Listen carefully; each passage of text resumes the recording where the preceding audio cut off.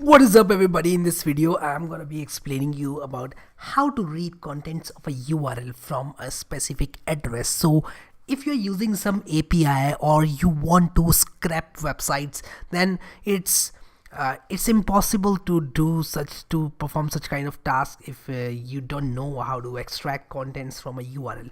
So I'll be giving you an example of newsapi.org. It's a website, it's an API which will give you news from different sources as a JSON, and in order to parse that JSON you definitely will have to fetch contents of this URL. So let me log into my account. If you haven't already logged into your account, you can either use my API key, I don't have any problem, or you can don't use my API key, just go and sign up for an API key and you'll get a URL like this.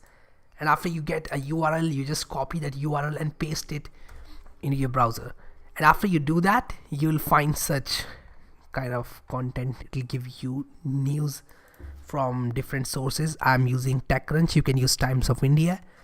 So if I click on raw, this is the raw content. I'm using an extension called JSON formatter. You can go and search for JSON formatter Chrome extension, and you should be able to download that. So you can go ahead and download the JSON formatter if you want your JSON to look like this, like mine. But raw JSON is also fine, because at the end of the day we want to fetch it into a Python. So you must be knowing about request module. If you don't know about request module, then welcome to the world of fancy things using Python. So this is request module. You can use this module to fetch URL contents. I have already installed this module. If you haven't already, you can open your Windows PowerShell or command prompt and you can simply type pip install requests. If you don't know how to use pip, or if you are having any problem using pip, I have a video. If you're getting this error, pip is not recognized as an internal or external command, you can go ahead and watch my video and come back to this video where you can use my where's my okay, this is my PowerShell.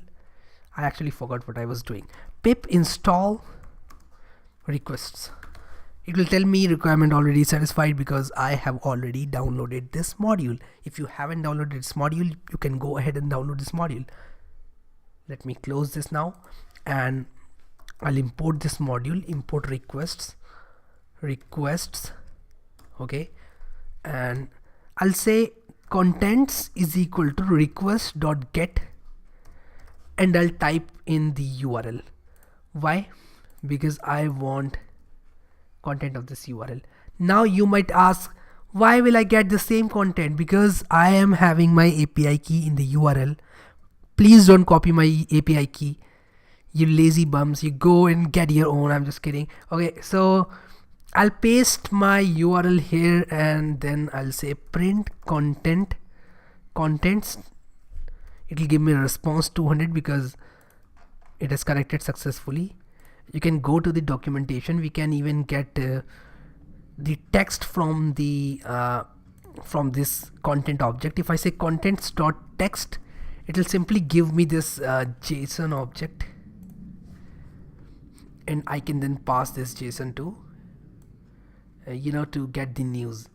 So I'll tell you in a separate video how to pass JSON, but if you really want to do that very quickly, you can go and download JSON module and you can search for JSON module documentation, and bam, there you go. You can go and download this JSON module, use this JSON module. It's really very easy to use this module and you can parse this content. But what I suggest is you download this JSON formatter and then see this parse data, because if you see the parse data, then you know what is happening inside. If you see the raw data, you are not a parser, you got me. So if you see this versus you see this, there's I don't know why they fly planes over my house, I don't know. Anyways, so looking at the parse JSON is easy, looking at the raw JSON is really very difficult. So you go ahead and download this extension. Don't be lazy, and you'll see this this parsed JSON, and it's actually not parsed JSON. They've just formatted it. Okay, so you can go ahead and print whatever you want. Either you want to print articles or you want to print source. You can print source inside of an article. You can use for loops, etc. I'll give you a brief of how to use this JSON module in the next video. So I hope you like this video. If you haven't already subscribed to this channel, make sure to hit that red button. Please like this video if you haven't already. If you are subscribed to this channel already, make sure to hit the bell icon, and I'll see you guys in the next video.